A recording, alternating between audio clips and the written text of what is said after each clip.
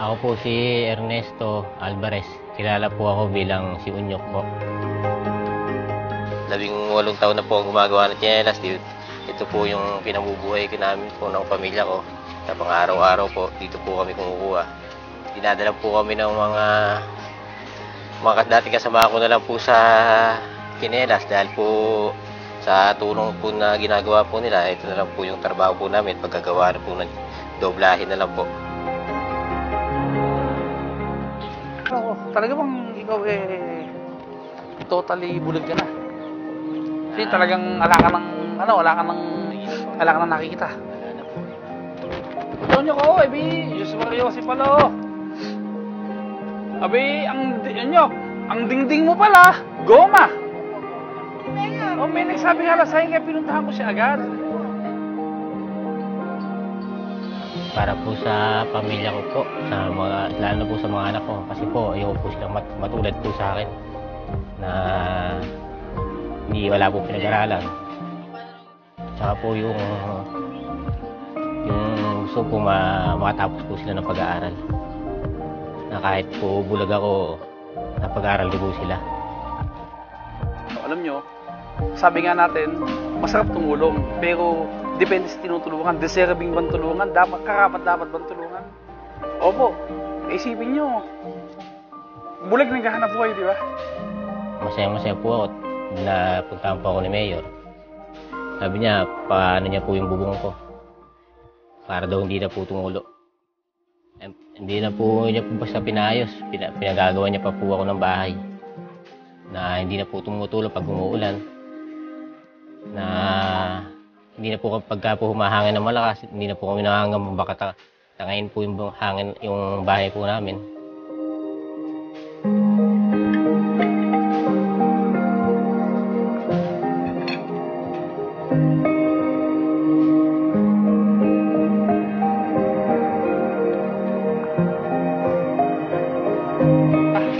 Punta tayo dito kay Unyok Alvarez. Si Unyok, siya yung bulag pero tingnan mo ha, naghahanap po kayo, binubuhay yung pamilya. Hahanga ka dito, gumagawa ng tsinelas kahit bulag siya. Ang mensahe sa akin nung naikwan hindi kinakailangan na wala kang kapansanan para buhay mo yung pamilya mo. Ito isang mensahe na hindi tayo susuko. Ito yung bulag nga na walang nakikita, hindi sumusuko, binubuhay yung pamilya, di ba? What mo pa tayo na walang kapansanan? May nagpakita sa akin ng litrato niya, nagpakita sa akin ng tsura ng bahay niya. Ang dingding, goma. Ang pintuan tarpaulin, na puro pangako at puro kulay. Sabi ko, tutulungan ko siya. Kaya, ayun, dito kami ngayon. Lahat ng tulong gagawin nyo, ito ang dapat tulungan. Hindi lahat ng tao tinutulungan, ito dapat tulungan talaga. Oo, sa'yo, Nyok. Oo, taas mo yung kanan ng kamay. Taas mo yung ayan. Oo, sa'yo. Busog yung papatay pintuan na to ha kung magkapalit niya na.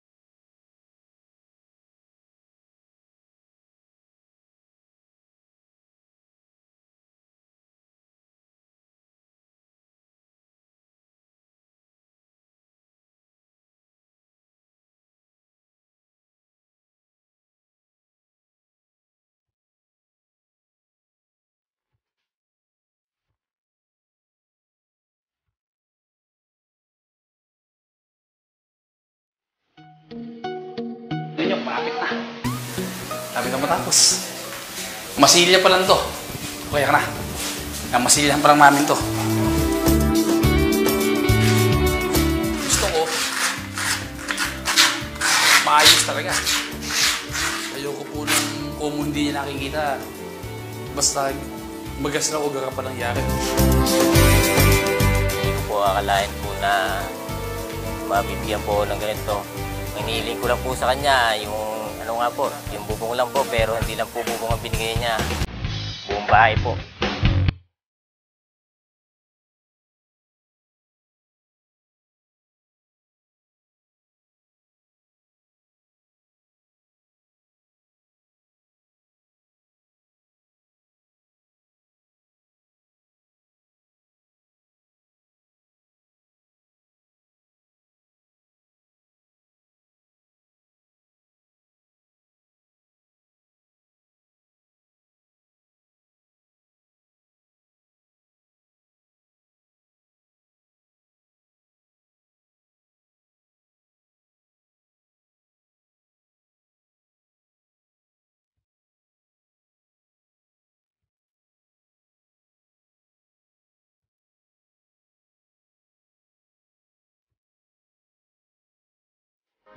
Atin pong purihin ang Panginoong Diyos at hilingin natin Kanya rin ipagkapuri ang ating gawain ngayong iginagawa dito sa tahanan ni Onyok, ang ating pagbabasbas.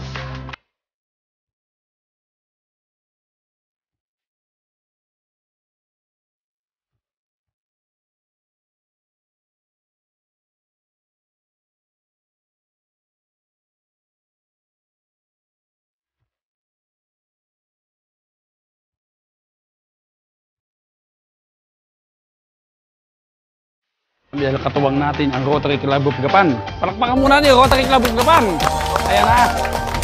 Hindi po natin sila hiningan, kusang loob silang nagbigay tumulong dito kay Onyok. Mga batang Gapan kami! On behalf of Rotary Club of Gapan, Onyok, congratulations sa iyong bagong bahay na matatagang pintuan. Kami po ay nagandog ng munting mga kagamitan. Sana ay magustuhan mo ang iyong bagong tahanan na titira ang iyong pamilya. Rotary Club of Gapan! Congratulations, Onyok! Kay Kuya Nomer, kay Kuya Florentino, tsaka kay Buddy Alparo, hindi ko na po binili ng pintuan yon kasi may pintuan naman na yung bibigay ninyo na pera, ibibigay ko ng cash sa pamilya ni Onyok para magamit na sa hanap buhay. Maraming salamat sa inyong mga sumuporta. Narito po kami ngayon sa blessing ng bahay ni Onyok. Ngayon, binigay sa isang maayos na tahanan para sa kanyang pamilya. Kompleto po. Sana po nakabuti ang palad ng ating monoloto. Humahanga po ako sa inyo, Kuya Onyok. Idol ko po kayo. Kasi sa kabila po nung ano yung kalagayan nyo, pinagpatuloy nyo po yung buhay. Mahusay po siya eh. Hindi siya sumusuko. Hindi man po nakakikita, subalit siya po ay naghahanap buhay pa. Magiging panatag na po sila kahit po umulan, bumagyo, hindi na po sila mababasa kasi matibay na po yung kanyang bahay. At siguro po mamaya makakatulog na ng mahimbing si Onyok. At kausap ko po silang dalawang mag-asawa. Balak na rin po nilang sundan yung bunso nila. Ito po ay napakaaga pong pamasko ni Mayor Emeng para po sa kanyang pamilya. Napakaswerte po ng mga taga-Gapan sa aming punong lungsod. Maraming pong salamat. Mayor Emeng, mabuhay ka.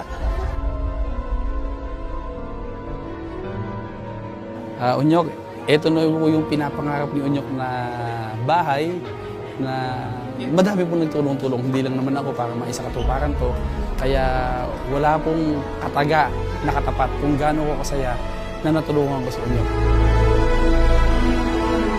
Mayor, maraming salamat po sa binigay niyo po sa amin. Pangarap lang po namin na maano na po yung bubong po namin, pero binigay niyo po sa amin, malaking ano po sa amin. Maraming salamat po, Mayor. Ngayon po, hindi na po tutuloy bubong po namin, hindi na po mababasa yung mga anak po namin. Maraming salamat po kay Mayor Emeng Pascual po. Maraming salamat po. Pangako ko sa iyo, pagtapos na yung COVID na to, papadala ko sa Manila, pa-check natin yung mata mo, ha? Susundin ka na ambulance dito, check na yung mata mo, ha? Okay, ito na yung susi ng bahay nyo, ha? Okay, ha? Sige, ha? Salamat, ha? Okay. Sige, okay na, ha? Alam nyo kasi, ano natin yung pintuan na maganda layout, maganda kulay, ala naman tibay. Yung pangako sa iyo, Onyok, pinalitan ko na. Yung pintuang walang tibay, okay? Ito na po, yung pintuang matibay. Ha?